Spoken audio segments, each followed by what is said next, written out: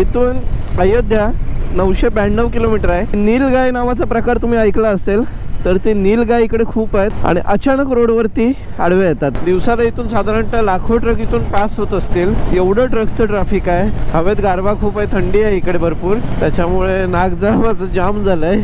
मैं अयोध्या जा रहा हूँ. ये किस बात का महाशिवरात्री का है ये? महाशिवरात्री. ओके. ती मुलं मला म्हणत होती, भैया आपका सफर लंबा है, आप खिचड़ी थोड़ा बांध के लेके जाओ. कालच्या पेक्षा पण हा रस्ता एक नंबर आहे. एक मस्त लोकेशन आलंय. कुठली नदी आहे माहिती नाही, पण त्या बाजूला रेल्वेचा ब्रिज आहे, पलीकडे पण रेल्वेचा ब्रिज आहे आणि ही नदी आली. हे बघा, हे असा रस्ता अडवून चालतात. बाईक आहे म्हणून चला मी इकडनं तिकडनं वाट काढतोय.